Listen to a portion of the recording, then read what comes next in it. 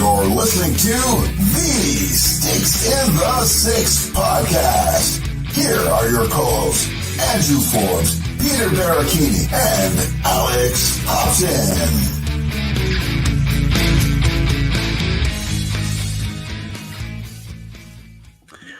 Welcome back to another wonderful week here with the boys of Sticks in the Six.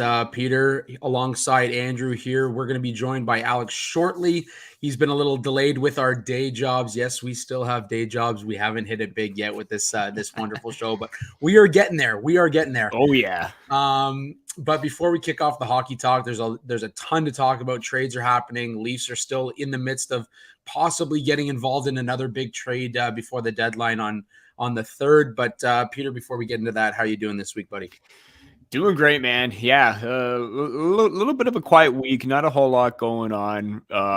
I'm still because last week of the whole Ryan O'Reilly trade, I stayed up late making up a post and everything like that, doing like a quick fire episode, and I'm still reeling from that because that actually took a lot for me. I don't know why, but I'm still feeling like the effects a week later, where I'm just exhausted, but here I am just trying to stay awake, keep grinding away at it, and just making sure everything gets done. How are you doing, buddy? Man, it's you and I were talking a little bit before the show. I'm on a new eating plan. You guys know I'm a big boy. Oh, yeah. So I like to cut a little bit from the front side here and cut down this dad bod that I got going on. But so it's going well. Down 3 pounds in 3 days. I can't really complain. Aside from that, I mentioned to you that I want to share a new addition to the cave here. As you can see, I love my sports memorabilia. We love sports here. We love sports. But so we did this little mini Raz for this. I'm on this site called Kaboom Sports, and this guy, his name is Wes, and really great guy, really great group that's there. They do like these crazy Razes for like all kinds of jerseys. I've told you guys about the Marner jersey that I won, signed and inscribed the Magician. I won a Bo Horvat jersey. I've won a Tristan Jarry helmet. So anyways, recently Wes's son was in the hospital, and some of the group put together a little Raz to kind of give back a little bit, give back some money to Wes and Justin, and hopefully, give them a night out where they can just enjoy some family time and forget about all the crazy health issues that are going on. And anyways, members of the group donated prizes, and then you could buy into the Raz and whatnot. So I bought a few spots, just trying to give back a little bit. And I won a Jason Spezza signed stick. Oh, nice. Now I thought so. The person who donated dropped it off at my parents' house this week because she's out that way. And anyways, I thought it was just a Jason Spezza signed stick. Well, it's a Jason Spezza game used signed stick. So that's just a random stick. It's one that he played with. It's one that he played with in the last 2 years of his career. And anyways, I'm super pumped. I had my dad send me over some photos of it, and I'm going to share it with you and Alex after this. I'll send it to the group chat, and you guys can have an eye on it. But the tape's there, it's signed on the blade. Man, it's actually a sick piece. So I'm very excited to get my hands on that and get it up here somewhere. And maybe I'll showcase it on the next episode or something. Maybe I'll showcase it on our next TikTok that might go viral. But there you go. Yeah, it's been a week, and just a quick note on that TikTok. I mean, if you're not following us on TikTok, Sticks in the Six, you definitely check it out. I did a little 1 a.m. TikTok video, and look, I'm not a big TikTok user, but this thing's got over like 130,000 views. My wife so kindly told me that you don't actually count as viral until you hit about 500,000. So we're ways off, but the interactions on it are hilarious. It's viral in our eyes. It's viral in our eyes, and it's actually a pretty funny little 9-second video. So definitely check us out on TikTok as well. But aside from that, Peter, as I mentioned, a lot to talk about. We're going to be joined here shortly by Alex, episode 115, brought to you by the fine folks at Indie Ale House as well. So check them out. And of course, the Variety Sports Network, which we are a big part of as well. But let's get into some hockey talk. kick it off with the Bruins. The Atlantic Division might be the toughest division to play in this season, especially with the trades that are happening late in the season as we go into the playoffs. We've got the Leafs, who obviously made the O'Reilly Achari acquisitions last week. Now we have the Bruins, who go out and get Dmitry Orlov, Garnet Hathaway to add some grit, and then obviously we mentioned a B-level prospect as well in Svetlakov. So he's joined the Bruins as well. But big pieces that they added obviously were Garnet Hathaway and Dmitry Orlov to shore up that back end. What are your thoughts on the Bruins? And obviously they make themselves a little bit tougher of a postseason opponent when it comes to the Atlantic Division. Well, I'm just amazed at how Boston, as strong as they are right now, were able to pull this move off. I mean, they get basically the same. It's basically the same structure as the Maple Leafs did with O'Reilly and Achari. They got, instead of like a defenseman, they got a depth forward. They both got depth forwards, but a top six centerman, as opposed, or top two centerman, as opposed to a top line, top pairing defender. But that works in Boston's favor because we know how much they love that gritty in-your-face style. And this is I hate to say this on a Maple Leaf podcast, but this is a great pickup from them to try and respond to what the Maple Leafs did. Everyone is saying, oh, how are the Maple Leafs going to respond to this deal? Well, they're still in the market for a defender, but this is really how Boston was going to respond to the O'Reilly trade. And lo and behold, they came out guns a-blazing, trying to pull off a big move, and they did. And, I said this when it happened. This is a typical Boston Bruins trade. I mean, both Orlov and Hathaway love to throw the body. They're physical. They're in your face. Orlov has that little bit more stability with his puck-moving abilities and transitional game, something that could benefit for them as well. We see how well Charlie McAvoy is, Hampus Lindholm as well. And you know what? Like I said, it's the same structure. They gave up picks because they could afford to. They got a prospect in return, but it's more of like a B, C level kind of prospect at that point. But it's more important right now that they're going to come in the fold and they're going to join them on a deep run because, hey, Toronto set the tone. Actually, I think you saw a domino effect. New York set the tone with Vladimir Tarasenko. Toronto brought in O'Reilly. Boston got in on the action right now. Now you're trying to see what's Tampa Bay going to do because they don't really have a whole lot of draft capital to part ways with. They already gave up their 2 first-round picks in 2023 and 24. They have a second, but that may not be enough at that point. They could offer their 25th first-rounder, but in terms of prospects, they're really not that deep. They have maybe, I think you could just throw in there Jack Thompson or Isaac Howard as your top prospects, but is that going to be enough in a trade to try and keep up with what Toronto and Boston are doing right now? But either way, big deal for the Bruins right now. Yeah, I mean, I'm glad you pointed out that, hey, we are a Leaf podcast, but we will have constructive hockey conversation on here. We're not sitting here as homers, just criticizing officiating. Yeah, no, absolutely. We can be, but we won't. Yeah, so I agree with you. I think this is the best pickup that the Bruins could have made. There was a lot of talk about them going out and getting Gavrikov. Obviously, that didn't work out. Mm-hmm. I think they picked up the perfect piece in Orlov. I know Orlov's body's kind of broken down over the last couple of years with the way that he plays. He's a very physical defenseman, loves to block shots. So he has had a few injuries the last couple of years that has kept him out from time to time. But for me, I mean, like you made a move that bettered your team without really messing with the chemistry. There's no player that came off the roster for these guys. They Craig added Smith, though, but he was having a struggle this season compared to previous ones. Yeah, he's kind of been on the back nine for the last couple of years, and so in that sense, you're not ultimately losing anything. I mean, obviously, you saw the post from some of the players, thanking Smitty for what he did, what he brought to the team, but I think they're going to like what they get in Garnet Hathaway and Dmitry Orlov. And Orlov's a great piece to a back end that, there has been some question marks about Carlo over the last couple of years with his injuries as well. And we talk all the time about, you go into the playoffs, you need those extra defenders to come in and be ready to take on the load because blocking shots, hitting, I mean, it's a different type of game when you're in the playoffs and to have that extra depth defenseman is going to be a huge piece. So if you can move Orlov up and maybe reduce some of the minutes that Carlos sees, I think it's going to be a great addition to this Boston Bruins team. And you don't mess with the chemistry. And we talked about making moves when you're first in the league and how it can alter your chemistry. They have not altered any chemistry in my mind, in terms of making this move. And again, I think Garnet Hathaway's a super underrated piece, and to get him in the deal as well. And you're paying Dmitry Orlov $1.25 million, so less than 2% of your salary is going to him with the retention. We are going to bring Alex in as well. He's just joined us here, so we'll bring Alex in. Alex, welcome, buddy. Welcome. I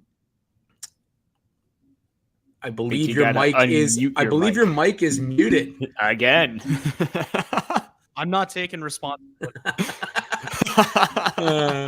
Muted. Buddy, we're just talking the Bruins trade here, but before we get your insight on that, how's your week been, my friend? It's been a solid week. I was able to get to the much talked about Ryan O'Reilly hat trick game in Buffalo. I'm, of course, where I'm living right now. I'm only about a half hour away from Buffalo. Granted, I it's been a long time since I've been to the KeyBank Center. Did not have a good time getting back over the border. That was I spent probably 45 minutes just in the parking lot trying to leave, so it wasn't fun. But what was fun was watching Ryan O'Reilly score a hattie against his old team, sitting next to a Sabres fan that I was with and being surrounded by other Leafs fans. So, yeah, it was a solid week. I had a lot of fun at the game. I know we make jokes about how the Leafs, they fill up the Sabres arena. It's like their second home, but I really like the dynamic there between the Leafs fans and the Sabres fans. After O'Reilly scored his second goal, a goalie go chant started going, and then the Sabres fan piped up and they tried to drown it out with a "Let's Go Buffalo" chant. And so it was sort of like a battle the entire game about who could have the louder chant. Just a great environment to be in. I was glad I was able to be there for that. So yeah, other than that, not much else to touch on. Did I not tell you guys last week, though, when we talked about whether O'Reilly was going to re-sign or not, that he will re-sign just to stick it to Buffalo for the next 5 years? Did I not say how that? He left? Did I not say that? And then there was a perfect image, I believe it was after his second goal, of him celebrating along the boards and a Sabres fan just flipping him the bird. It was like the perfect imagery of exactly what I was saying last week. Yeah. He got his revenge, and that's all that matters. Yeah, no, absolutely. But Alex, your thoughts on this Bruins trade? I mean, we're just kind of getting into it here with Orlov and Hathaway coming over, making the Atlantic a tough opposition to play against right now. Yeah, I'm not gonna lie. I don't really see that trade and get worried as a Leafs fan all that much, because Boston, I think, has run away with the division already. So if the Leafs have to face them, it won't be until the second round. And if the Leafs are in the second round, then I don't think it's going to matter. And it's a win. Yeah, exactly. Exactly. It's pathetic to say, but that's really where we're at right now. Overall, though, for the Bruins, I think it was a good move. I think Orlov's he's a pretty underrated defenseman. I think he's going to add a lot to that defensive core and just make them even harder to play against. And Garnet Hathaway, I mean, he's basically Tom Wilson light, right? So, the Bruins trade for him, and he's just going to play that textbook Boston Bruins brand of hockey. I don't envy who's going to have to play them in the first round, because that's going to be a tough out. But yeah, overall, I think it was a good deal for the Bruins. I have to say it was pretty much an identical package to what the Leafs gave up for O'Reilly and Acciari.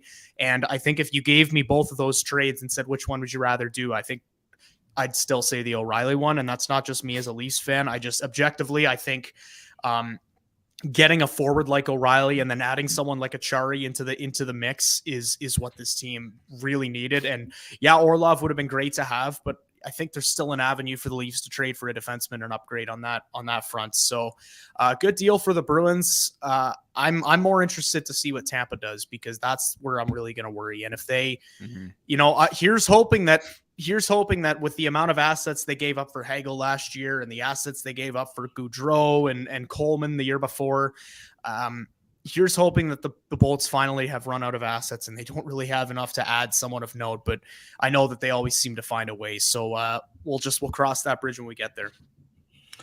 Yeah, no, and I'm glad you brought up the first round because our first comment of the week is from Josh Brownlee, longtime listener. Who do you guys think Boston is going to play in the first round of the playoffs? Right now, if you look at the standings, it's looking like Buffalo. So very interesting, an Atlantic Division matchup, a team that a lot of people didn't have. They kind of had on the bubble a little bit with the way Buffalo ended last season. I'm going to go out on a limb here because I can't remember what my predictions were for the Hockey Writers' big prediction piece at the beginning of the year, but I do believe I had Buffalo as the second wild card team going in. So worth checking back on that. I'll look at that and get back to you next week. But if it is in fact Buffalo, right now Buffalo and Detroit are fighting for that second wild card spot. Do you think Buffalo stands a chance against this Boston team? Against Boston? I don't know. I think it could be one of those things, sort of like when the Devils made the playoffs in 2019-20, or maybe it was the year before, 2018-19, and I'm pretty sure they got swept in the first round by the Bolts. Actually, no, I think it was actually a 4-2 series win, so never mind. This entire point's irrelevant. But I think it is going to be one of those things if the Sabres make it where I think their inexperienced defense, their inexperience in general, and their defensive core and their goaltending is probably going to catch up to them. Having said that, I've been wanting a true battle of the QEW rivalry for as long as I can remember, and the Sabres just never got there. I thought we were going to get it with Matthews versus Eichel, and that didn't happen. So as much as the Sabres are a divisional opponent of the Leafs, and God knows the Atlantic doesn't need another freaking powerhouse in it.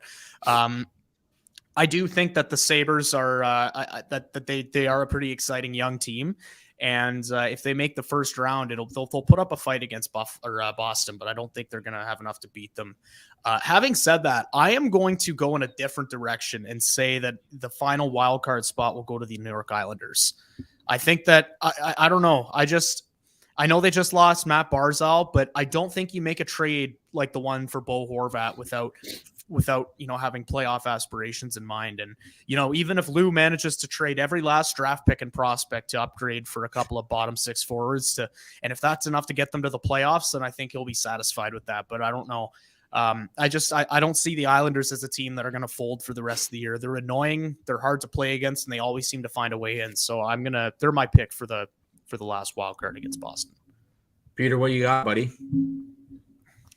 Yeah, I mean, looking at first glance, yeah, you automatically think either the Islanders or Sabres, and the Sabres have been a tough out all season against anybody. I mean, Boston, their record is 1-0-1 against them, one regulation win, but also an overtime loss. So maybe the Sabres can be that, chippy in your face team that kind of matches them. And like Alex said, maybe their goaltending catches up, but then again, we've seen how well Craig Anderson just manages to still be an elite level goaltender, even on like the worst nights possible. Granted, anytime he plays Toronto, he seems to put up Vezina like numbers, but I don't necessarily want to say that they're a shoo-in, but don't count out the Detroit Red Wings just yet. I think they're just as feisty. They're just as in it to win it. They're just as competitive as the Buffalo Sabres as well to try and keep pace with everything else. And I believe they're tied with the Sabres right now for that final wildcard spot with 64 points. Obviously, Sabres have the upper hand with 30 wins. But if Detroit wins, I believe they're playing today against Tampa Bay, then they're going to vault over them in the standings, and that's going to be very, very huge for that. So wouldn't count them out. And even so, I believe the Red Wings, according to Hockey Reference, the Red Wings, actually Boston only has one win against them. I thought I was looking at it wrong, but one win against the Red Wings. But at the same time, Red Wings have been a thorn in other team sides this season because of the fact that you're starting to see that resurgence of Mo Seider's game right now. How he's not playing with Ben Sherrod and how he's getting more opportunities and how he's getting back to that rookie of the year form. Dylan Larkin's on another level. Again, the offense is just a little bit worrisome because aside from Dylan Larkin right now, you really don't have anybody. But I think at this point right now, whoever Boston goes up against, it's kind of like the whole thing last season. I think it was Daryl Sutter that said it about Colorado. I don't envy anybody going up against Colorado. I don't envy anybody going up against Boston right now because that's just going to be a quick series right there. I'm not just saying this because I hate Boston, but playoff time, anything can happen. Anything can happen. Columbus, 4-game sweep against Tampa. Mm-hmm. That's all, look back on that. Yeah, it'll be interesting to see who slips into that second wild card spot. Because right now, I mean, obviously 3 teams tied at 64 points. The Florida Panthers are there, although they've played 61 games already. So that kind of changes that for them. But worth noting, I mean, some pretty good teams on the outside right now looking in with Florida, Pittsburgh, Washington, all right there. But it's going to come down to the grind, I think, in the Eastern Conference. It's going to be a fun playoff race to watch, and it'll be interesting to see who Boston plays, because I think we all can agree that Boston's locked up that top spot. But enough with the Bruins talk. We are Maple Leaf podcast. A couple of quick notes. Ryan Johansson for the Nashville Predators is out for 12 weeks. Obviously, that one hurts for them. And Spencer Knight, as we mentioned in the pre-show, Peter, he has joined the NHL and NHLPA assistance program. A lot of young players are jumping into that program. I mean, obviously that's what it's there for, but it's definitely an interesting kind of shift that we're seeing with the young group of NHL players now. So hopefully he gets through it. Hopefully he get whatever he's dealing with. He finds a way to get through that, and we see Spencer Knight come back in a big way for the Florida Panthers. The Pat Kane speculation. We got to talk about this because there is still a lot of speculation. We're seeing money changing hands, salary retention, all that kind of stuff. It's the new age NHL.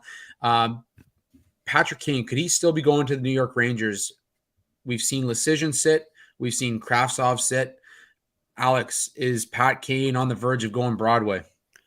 Yeah, I don't see any other outcome here. I mean, with how much Kravtsov's been in the news for trade requests and just falling out of favor with his coaching and management, I think that it's just a match made in heaven right there. And obviously, Pat Kane's going to force his team's hand, if anything, and it sounds like he wants to go to the New York Rangers. And if he wants to go there and the Rangers have the pieces to make it work, then I don't see why he doesn't end up there.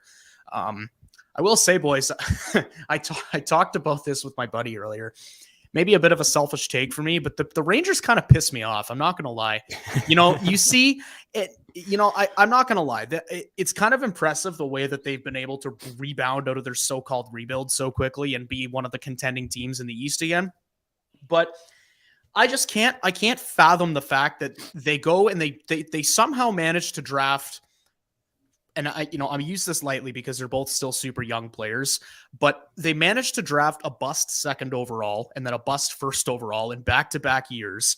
They've whiffed on Kravtsov. They whiffed on Lias Andersson a couple years back. I think the only 2 prospects that they actually hit on in the first round anyways are Keandre Miller and Braden Schneider. And even those 2, I mean, Miller's been in the league a few years now, but Schneider's pretty brand new still. So, you see them whiffing on all these draft picks.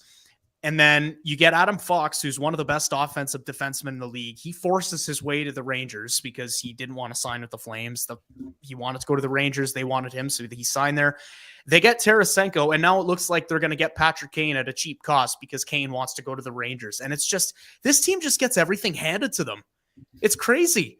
And, again, maybe this is just a boomer take for me, and maybe I'm sitting here just sounding salty because how hard it was for the Leafs to get free agents for the longest time. But I remember this is like the exact same Rangers team that we saw in the late 2000s, early 2010s, where, they're drafting. They have not a draft pick to be found, but they managed to attract every big free agent, every big name via trade, and they ride one of the best goalies in the league. And, I'm not going to lie, there's a secret part of me that's hoping that they fall into that same curse that they were in back in the early 2010s, where they have a great team, but they don't ever have enough to get to the Cup final. Maybe that's just me being petty, but I don't know. The New York fans kind of annoy me the same way, because a lot of them are Yankees fans, and I think Yankees fans are some of the worst in professional sports. So yeah, and I'm not gonna lie, it's like to see Patrick Kane here, and again, to mention and to clarify this beforehand, I don't care if Patrick Kane doesn't end up on the Leafs. This has nothing to do with that. It was an intriguing thought when Carlo Colaiacovo said that that the Leafs and the Rangers were the two teams he considered, but I never fully bought into it. So it has nothing to do with that. It's just, these guys are going to have the most cracked, like stacked team that you have ever seen from a trade deadline. And half of it's going to be because Patrick Kane wants to go to the Rangers and that's the only option. They have to accommodate him for it. So I mean, it's there's no question that Kane's going to turn them into one of the big contenders in the Eastern Conference. And who knows, maybe this time around they'll have enough to put it together finally and win a Stanley Cup. But just to see them somehow end up with all the best names, all the top players, it's crazy. It's crazy. It's privilege. Don't forget too that Adam Fox requested a trade, and that's how he ended up in. Well, that's in what New I'm York saying. As well. Yeah, I mean, he didn't want to. I forgot, admittedly, that they ended up trading him to the Rangers. But either way, he was owned by Calgary. Calgary had his rights, and he didn't want to sign with the Flames, so they traded him to the Rangers because that's where he wanted to go. It's like for literally nothing. What other team goes through this? It's like I'm watching the Yankees of hockey. Like, honestly, though, it reminds me so much of like early 2000s Rangers, where it's like Eric Lindros, Yager was there, Bobby Holik was there, and Adam Graves, and they still couldn't find a way to get it done. So maybe this is just a trend that they go through this at the start of every decade, because they're like this in the early 2000s. Yeah. The 2010 to like 2014-15 Rangers were one of the best teams in the league. They were crap for a couple of years, and now they're right back here. So maybe this is Brad Richards and Rick Nash. Those two. Yeah. That was Chris Drury. Yeah. Ryan Callahan. Yeah. That was their team. Yeah, Ryan McDonough. Jeez, like there's Dan Girardi. Christ, we could sit here and go.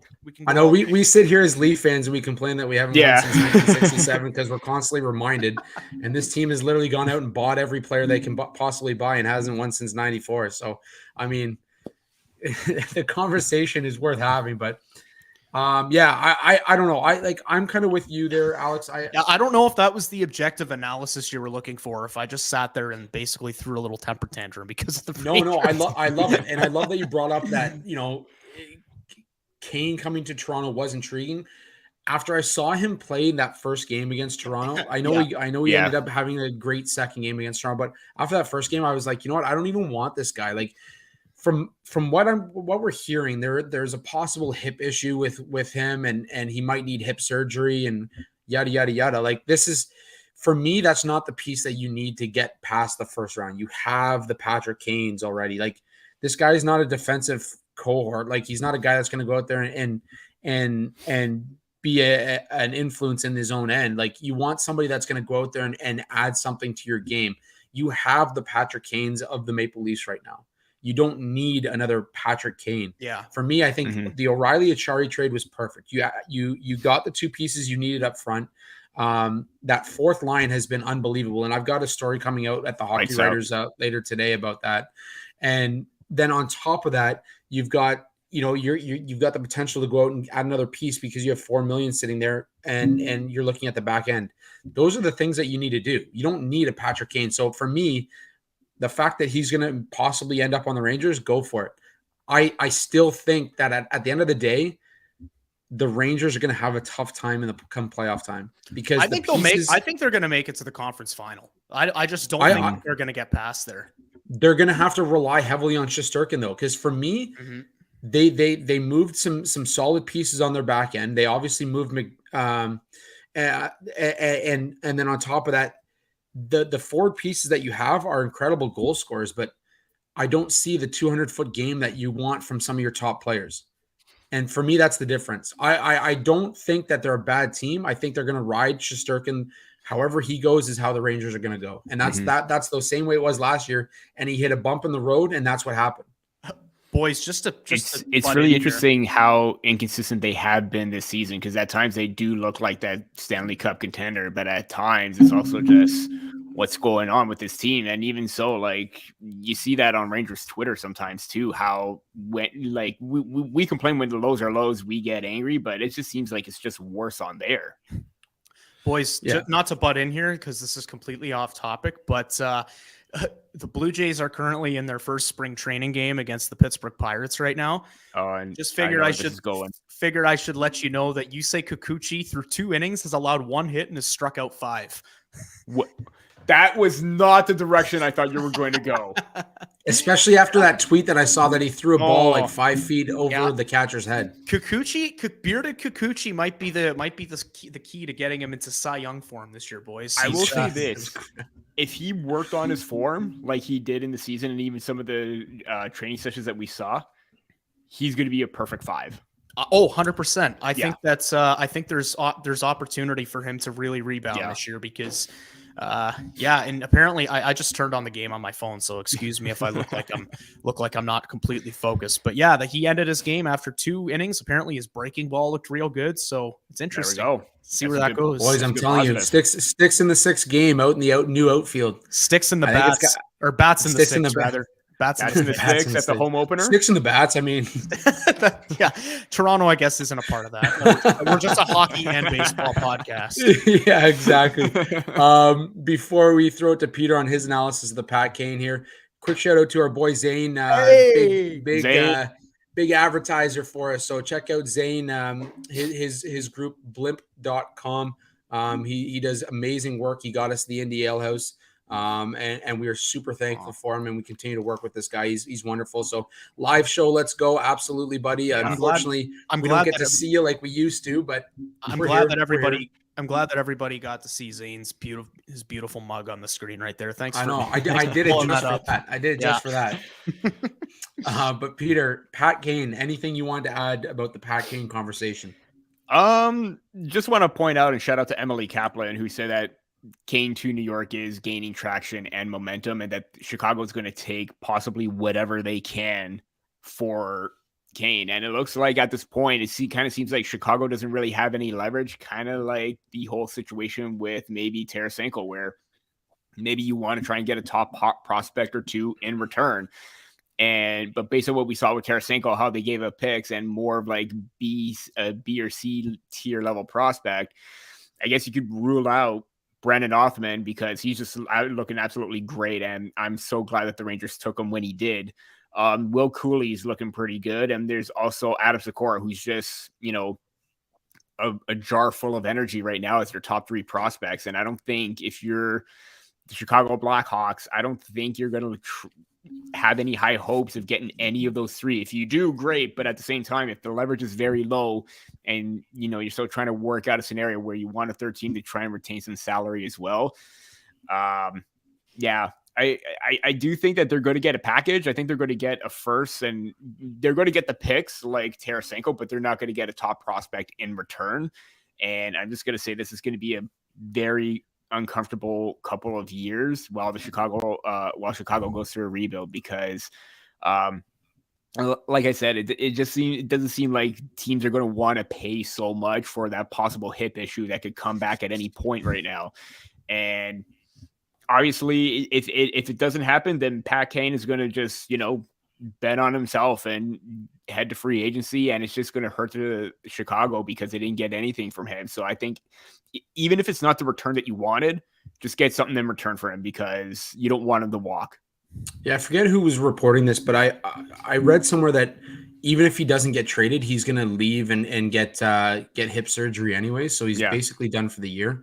But I mean, if he's traded to a contender, I guess he's playing out the end of the year. But at that point, to me, like you just have to go out and get something. Like I don't even at this point, I don't know if you can go out there and say, yeah, we're waiting on a 1st round pick. You might be waiting on a guy like maybe you go out and get some younger assets in like a Capo Caco and something like that, and just piece together some prospects to try and build what you have in Chicago, which, as you mentioned, I mean, knowing what we know now has been an uncomfortable situation for a number of years.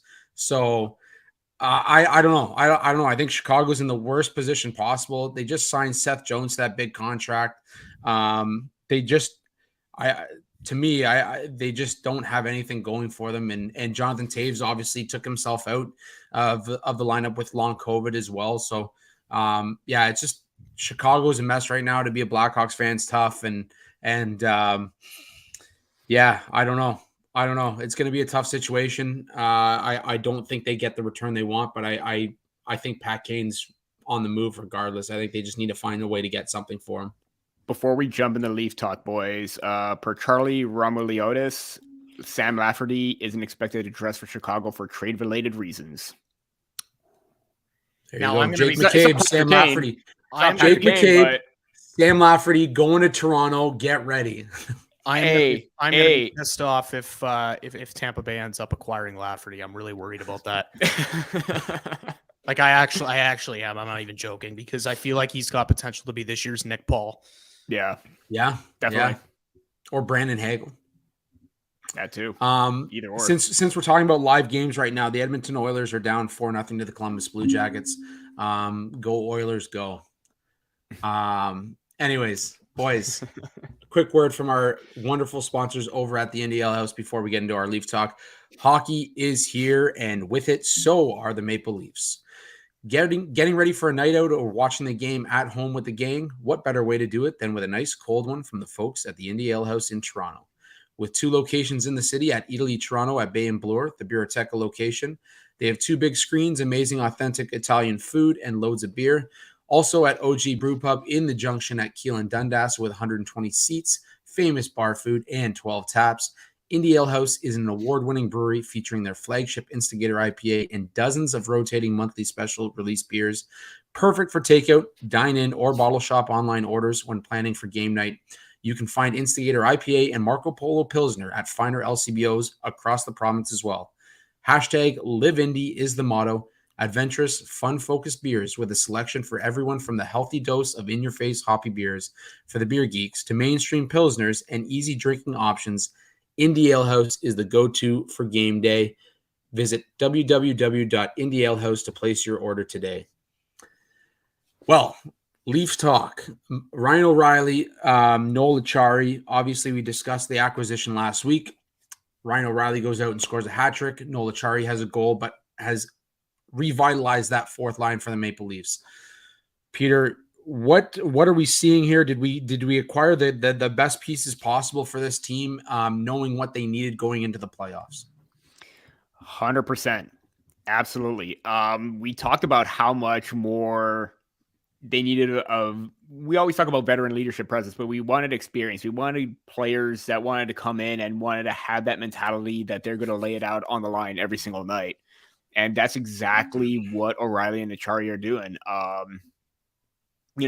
Everyone was skeptical of moving Tavares to the wing. And, I could understand that, but there was talks that they wanted to try JT on the wing coming into the season. So honestly, I think John looks great.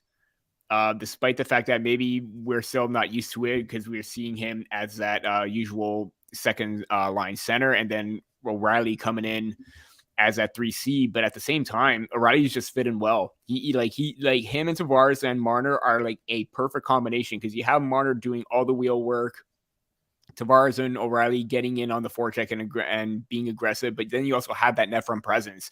And I can't remember a time when a line attacked the middle as much this season as JT, ROR, and Marner have, because they're attacking with force to the middle of the ice. And that's what's going to win you games.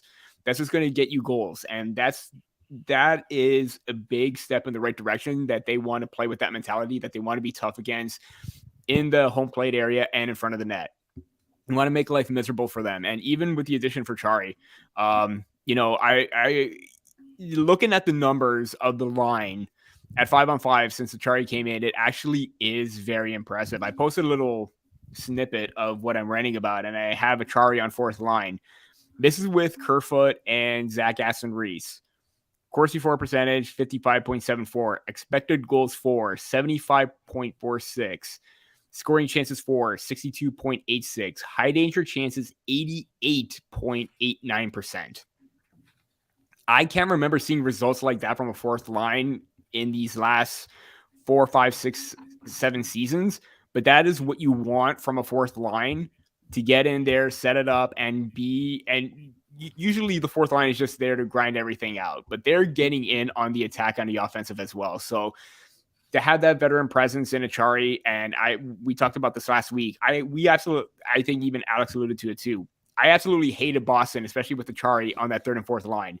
The fact that he's with the Maple Leafs right now is a huge win, and he could be that counteract to the addition of Garnet Hathaway, and they're preparing for that because they are going to have those tough outs. So they're getting everything that they wanted and more from these two guys. And I think that this is the mentality. This is the way that they should approach every single game. And to be honest, in all 3 or 4 of the games that they played in so far, we've seen that quite a bit. So I'm really excited for what they've brought so far. Yeah, I mean, physicality is another asset that comes with Achari, and I know right now through 4 games he's not going to be up there on the list of the Leafs for hits this season. But Alex, your thoughts on what he brings to that fourth line with alongside Kerfoot and Zach Aston Reese? I said this in a tweet a couple days ago, and I think it's the perfect way to sum up how I feel about Noel Acciari. When you look back to the 2018 and 2019 Bruins teams that eliminated the Leafs, I don't know about you guys, but I don't think of David Pastrnak or Brad Marchand or Zdeno Chara or David Krejci or et cetera, et cetera, et cetera. I think of guys like Noel Acciari and guys like Sean Corrali and guys that they had like that in their bottom 6 who were matched up against the Matthews and Tavares lines every single time. Not Tavares in 2018, I guess, but were matched against the Leafs top lines in every single game and just grinded them down and shut them down and made life hell to play against. And we've seen that from Acciari so far. I mean, this guy's a little wrecking ball. He hits everything that moves. I think he's like 9th in the league for hits right now or something like that. He's currently ahead of Rasmus Sandin, who was the Leafs leader in hits, rather. I think he's got like 60 extra hits than Sandin has at this point. So, I mean, this guy is he is exactly the type of playoff player you want in your bottom 6. And, you know, you guys alluded to it. He's made that fourth line more noticeable. He's made Zach Aston Reese more noticeable. He's made Alex Kerfoot more noticeable. Mm-hmm. And having said that, you know, not to turn this into a trade Alex Kerfoot thing, but you know, I'd be okay with Alex Kerfoot on that fourth line if he wasn't making $3.5 million because he's actually looked really good there. That 3.5 is too much. So I do hope that they shed some salary and maybe look for a replacement in that category. But at the same time, Acciari, I think, has been everything delivered so far. It's only been 4 games, I know, but I think that it's one of those cases where this guy's value is really going to pop out down the stretch and into the playoffs rather than right now. You were spot on. He's 9th in the league in hits, Acciari, with 181. Yeah. Here are the 8 players ahead of him. I'm just gonna go ahead. I was just gonna say I'm gonna pretend that I actually predicted that and I didn't just look up the stat 3 days ago when I wrote an article. I literally looked it up last night when I was writing one as well. So, but the 8 players ahead of him: Garnet Hathaway, obviously going to Boston; Radko Gudas, which is a name that has been speculated with in relation to the Maple Leafs. Jack McBain in Arizona. I mean, lots of hits when you don't have the puck. Keegan Kolesar in Vegas. Tanner Jeannot, Nick Delorier, Matt Martin, and then of course number 1 by a long shot is Luke Schenn. So another name that has come up with in accordance with the Leafs as well. So yeah, I mean, to have that kind of physicality come into your lineup, you know, and he's not a big guy. Like this guy's under 6 feet tall. What he's listed at under 200 pounds. So it's something that the Leafs have needed. And I think he's a guy that can still go out there and play 13, 14 minutes, not just a fourth line role. He can go out there and play, you know, those big minutes and those grimy minutes when it gets late in games and throw the body around. There was a play last night against Minnesota that he was the forward back behind the net in the defensive zone, stole the puck and created the breakout, which was exactly what you want to see from a fourth line center. So yeah, I think great addition to have Ryan O'Reilly on that second line. I know we discussed whether he'd drop down to 3C at some point. But I think JT's embracing the role as the winger on this line, and to have 2 guys of that magnitude play with each other, add in Mitch Marner, and all of a sudden you're talking about a probably, you know, a top 15 line in the league. If you know, correct me if I'm wrong, but the Leafs first line has to be one of the top 5. Their second line now with the addition of O'Reilly, you're talking about 2 lines and maybe the top 15 in the league. So yeah, I think they've set themselves up well. At the same time, I do think they need that defensive piece to fill in for Jake Muzzin, who we will get to right now. But I just want to add one more thing about O'Reilly. Yeah. In 4 games, he already has the top face-off win percentage for the Maple Leafs at 73.8. Obviously, 4 games, but it's more than Tavares, more than Matthews, more than David Kampf. This is what you want. You want in the playoffs, when the face-offs are on the line, you want to win it to gain possession. They matter, and O'Reilly's going to do just that. Yeah, no, absolutely. And I mean, 4 games, like you said, but at the same time, like, he's known for his face-off abilities, and that's why he's playing center on that second line right now. So keep him where he is, keep the lines rolling, and what you've created in the fourth line, the third line is maybe your worst line right now, and even then, there's a discussion to be had about that one. So Jake Muzzin, though, boys, getting into the playoffs, we just talked about how Boston grabbed Orlov and added that necessary piece on the back end. The Leafs are going to miss Jake Muzzin of 2 years ago, where he was healthy, playing physical, not so worried about the back injury. Now he's out for the season, out for the playoffs. Will be reevaluated heading into training camp in September. But Peter, what do we do with Jake Muzzin out for the year? It is concerning, because when he was on top of his game, he was one of the most menacing and feared defenders to go up against. He could lay out a big time hit. He could get in on the offense. He's exactly what Toronto wanted, and that's why Kyle Dubas went out and got him. Obviously, his health is the most important thing right now. It's a priority, and obviously, it sucks to see him not come back. But it now gives the Maple Leafs options to try and figure out what they can do ahead of the deadline right now, because now you can try and find that defenseman to try and bring in and fill out that depth, and even not just like the production and play of Muzzin, but also be a leader as well. And also Muzzin, I'm super ecstatic to see Muzzin at least on the sidelines at practice, still being involved with the team. It's absolutely huge, because we know how much Mitch has talked about him, and the whole team revolves or like speaks highly of him, because he is a very important leader and player that can bring all those intangibles into effect. But yeah, it does give them an opportunity to shop. And even if he is worst case scenario next season, he's still unable to play and they put him on LTIR again. For that last season, he would be a UFA for the following season, 24-25. So if they shut him down for one more season and they bring in a defender with term, aka a Jacob Chikrin, obviously getting way too ahead of myself, but if you bring in a defender with term or someone that you could sign long term beyond this season, why not take a run at them and bring him in? There are like a lot of defensemen that meet the criteria of what a Jake Muzzin should be like, and I don't know if they're going to trade for him, but I really liked him, and I wrote about him at the beginning of the season. That's Carson Soucy on Seattle. The number one thing I don't think they go after him is, look at Seattle right now. They're in the fight for a playoff spot, and I think they're going to try and maintain that right now with their roster. But if they don't trade him and he becomes a target in free agency, I think the Leafs should still target him no matter what. Try to bring him in. They had that tie with Seattle because of Mark Giordano the previous season, and he checks off a lot of boxes. Can play the left or right side, physical, in your face, can produce every now and then, 10 points in 57 games. Obviously, not going to find the score sheet often, but if you're going to want to find that middle type of defender, that 4 to 6 range, he's your guy. But I think you want someone more substantial to try and get in on the offense as well. So, a lot of options really, but it's just because even if we think of a player right now, it's going to be completely off board with what Kyle Dubas is going to bring in. In short, it sucks, but it gives the Maple Leafs options right now to try and target that defense that they've been so desperately trying to go after and fill out that second unit.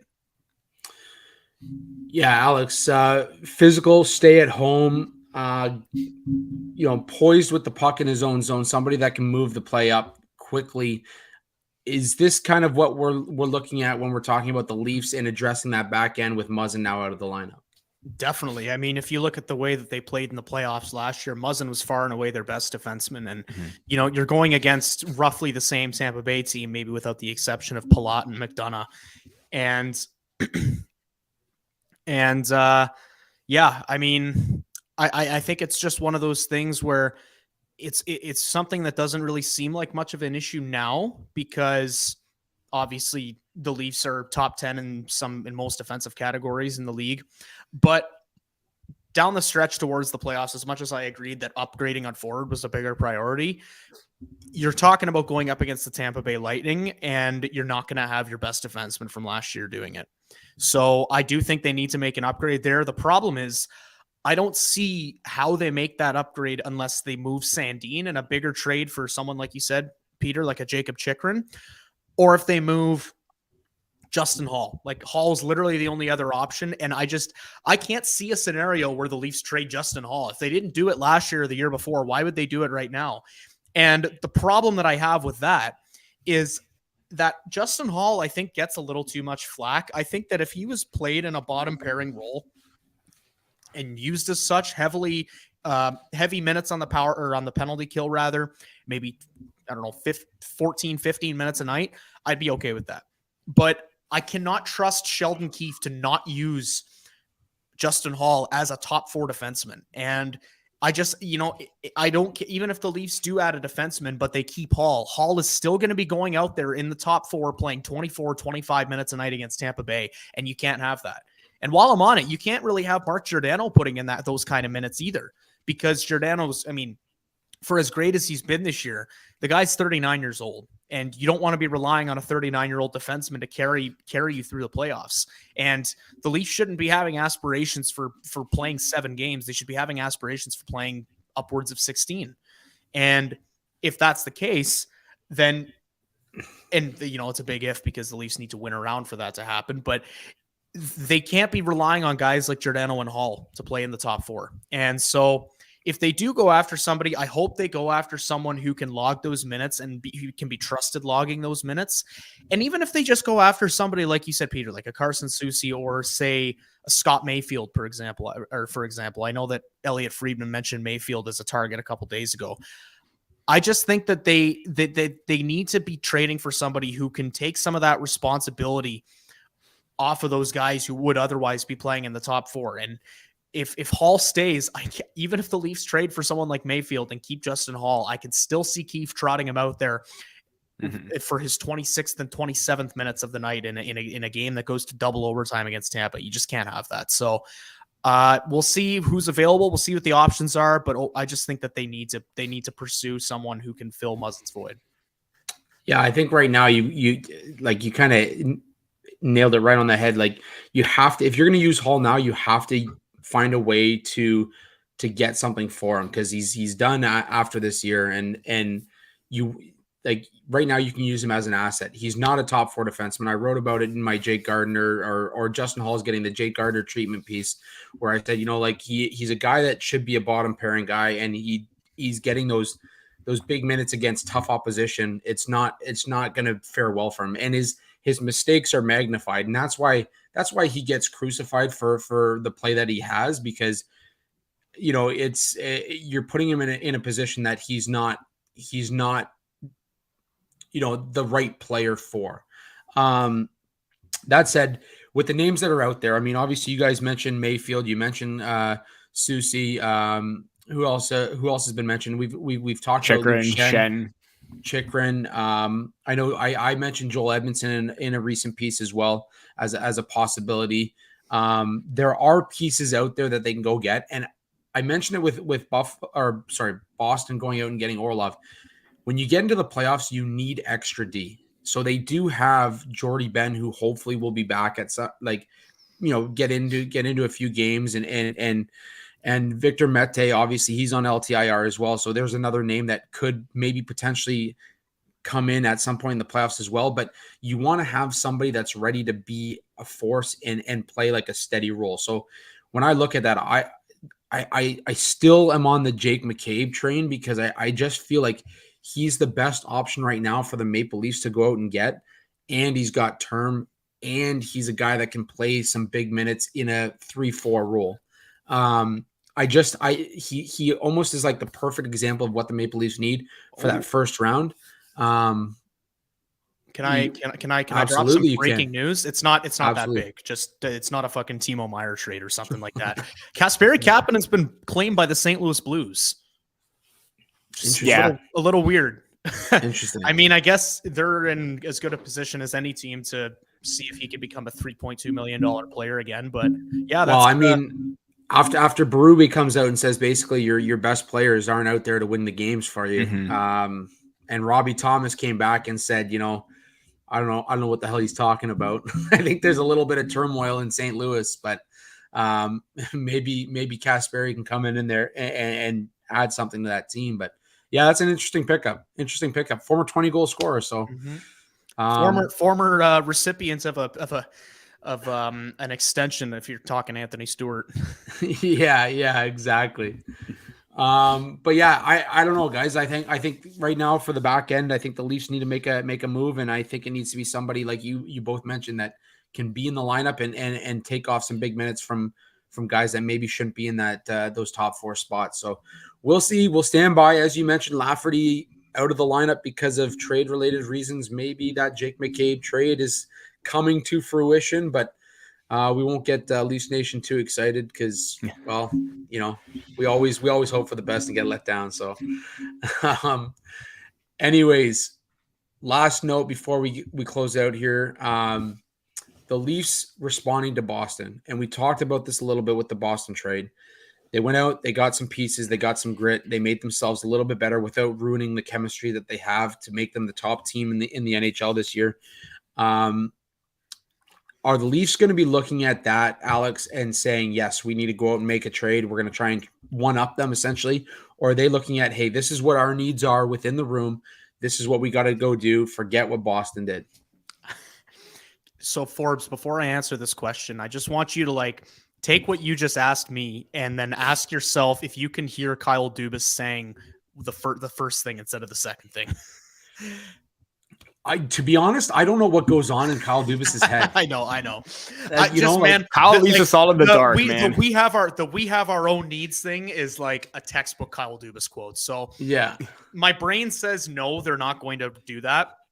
But yeah, like you said, it clearly the Ryan O'Reilly trade showed that no insider, no media member, no reporter, nobody knows anything about what Dubas does behind closed doors. So maybe that is what he's thinking, but I don't think the Leafs should be thinking that way. Like I said early on when we were talking Boston, the Leafs aren't going to have to it'll be a massive bonus if they could somehow catch the Bruins, but it's just this team is not going to have to worry about the Bruins until the second round, at least, like I said. So I think if it would be more of a big deal if Tampa Bay made a big trade like that, then I'd be like, yeah, maybe you got to one up them again. But for Boston, I mean, they're addressing their own needs. I don't think the Leafs are going to look at that and be like, yeah, we need to match that right now. I think it's just a matter of the second thing you said. The Leafs have their own needs. Dubas said in his press conference after that trade, we're looking to, if there's a way we can improve the team, we'll look to do that. I think they'll see ways to improve the team over the next week and a bit, and I think once those needs arise, then they'll address them. I don't think they're going to do it just because Boston made a big move. Peter, what are your thoughts? Can you jump into Dubas's head and give us an idea of what's going on? I wish. I mean, I think it's a bit of both. I mean, if obviously you want to do a move within reason and within your own capacity that improves the team. I agree with Alex 100%, but with that kind of comes the mentality where, if you do make that move to improve the team, you're kind of sending that message to teams like Boston and Tampa Bay that, hey, we're just as in it to win it as you guys are, and we're not going down without a fight. So to me, obviously, yeah, the main approach should be we want to improve this team, but improving that team sends that message to your opponent saying that, hey, we're not going to be pushed around anymore. So that's kind of where my thought process is right now with that. But again, we'll see what happens because they are looking very hard to try and find that defenseman right now, especially with Muzzin gone. So that's going to be very important right now. Yeah, no, 100%. Cody's garnering a lot of hellos in the comments section there. Yeah, right? just jumped off of just hey Cody. He got a hello from Sticks in the Six and Sticks in the Six on Maple Leafs podcast. Oh jeez. But yeah, Cody's getting all the love today. He is. Cody's getting a lot of love. We love you, Cody. Anyways, gentlemen, Mark Giordano tied the all-time NHL record for block shots. Obviously, it's a stat that's only been recorded for the last couple decades here, last few decades. But that's a big thing. I mean, we talk about playoff hockey and what that's going to mean to this team and having guys that are going out there and willing to sacrifice the body and block shots. And as we saw on Twitter, yes, the Maple Leafs are going to take credit for this record. Forget the Calgary Flames, because Calgary fans, for whatever reason, got in their own heads about the Leafs taking credit for this record. He did it as a Maple Leaf. Simple as that. Yeah, I don't know. I'm kind of sick of that app. I'm getting real sick of that app. I think Giordano should be inducted into the Hall of Fame with a Leafs hat on. As a Leaf. Oh, yeah. Same way Jason Spezza should go in with a Leafs hat on instead of a Sens hat. Sorry. Oh, hey, facts don't care about your feelings. Alex, did you hear the new piece for the studio here? Sorry? The new piece I got for the studio here. Did I You should wrap that up again so we could hear it. Oh, okay. All right. No, yeah, so go for it. I was part of Little Raz the other few days ago. Anyways, I won a Jason Spezza signed stick. Oh. So hold on, it gets better. So it was dropped off at my parents today because they're out that way, and it's not only a Jason Spezza signed stick; it's a Jason Spezza game used signed stick. Yeah, that was my reaction too. $50, no word of a lie. 50? What? Yeah. How'd you find that for $50? I won it in this Raz. Dude, I paid $50 for my meal at the Sabres game the other day. What the fuck? Yeah, I'll set the pierogi poutine was very good, but that sounds top. It was top notch. I also got a pretzel, but the pretzel kind of sucked. There was way too much salt on it. But either way, none of those things stack up to a Jason Spezza game used stick. I told Peter that I'm gonna send it over. I'll send a photo over to you guys. Yeah. I got a nice Forbes, it sounds like your mom has claimed the Spezza. She did. She did. I just saw that. Good luck getting that back, man. Hey, thanks, Mom, for tuning in today. But anyways, boys, anything you wanted to add before we close it out here? No, nothing on my end. Alex? No, yeah, I just said no, yeah. So it's up to you to figure out if I have something to share or not. I can't get in Kyle Dubas's head. I can't get in your head. I don't think it's that hard to get into my head. I think you can read my emotions pretty easily. But I just wrote an article. Maybe we can talk about this next week about why even when Matt Murray returns, which sounds like it's going to be soon, I think Ilya Samsonov has locked down the starter's job for this year. Mm-hmm. Granted, that's assuming he doesn't suffer a Jack Campbell, Peter Mrazek type tailspin over the past couple months. But, the stats say that Samsonov has been consistently good this year outside of a 4-game stretch in December or January. And I'll actually just plug this real quick because I tweeted about it today as well, just because I missed the start of it when maybe we could have commented on this. But since January 1st, Samsonov's only had a save percentage below 900 in 5 of 16 games played, compared to last year, where you remember Campbell's rough month of January and February. In 9 of his 15 games started, he had a save percentage below 900 there. And so I think that Samsonov is showing that he's capable of being the starting goalie, and he's showing that he's capable of taking on more of a workload. And if you read the article that I did, the stats actually show that Samsonov has done better when it's been one of Shalgren or Wall backing him up rather than Matt Murray, because when Matt Murray's been healthy, they've used the two in a bit of like a 1A, 1B. One guy starts today, one guy starts tomorrow. It doesn't really work out for Ilya Samsonov as much. So I think that when Murray's healthy, he's going to have to sit on the bench a little bit, and maybe I think at bare minimum it should be a 2-to-1 start ratio for Samsonov and Murray. So if you want to hear more of my thoughts on that, go check out my article because it's out now. Yeah, definitely check that out over at the Hockey Writers. Some great work from all three of us over the last little while. A lot of Leaf content, so definitely head over to the Hockey Writers. Check us out. Before we close out here, I'm gonna apologize to Columbus fans because after 2 periods, it's now 4-4. 7 goals scored in that second period, 4 straight by the Edmonton Oilers to tie up the game. So I think I just bent over Columbus and 3 out of the 4 goals are from Draisaitl and McDavid. Who would have guessed? Yeah. Anyways, with that said, gentlemen, no game tonight for the Leafs. Saturday night seems a little odd, but we'll be back in action, and we will be back in action next week. As always, just want to thank everyone for joining us. Shout out to the Indy Ale House for sponsoring our wonderful show, and shout out to Variety Sports Network for having us as part of the network. As always, you can follow all of us on Twitter at Andrew G. Forbes for myself, follow A Hobson Media for Alex, and follow Peter at P Barracchini. Follow P Barracchini at P Barracchini. Peter's follow that. Just follow that. Follow P Barracchini. Peter's birth name is actually P. It's just P. Don't even forget Peter. You can also check us out on Twitter at Sticks in the Six, at STIXINTHE 6IXPOD.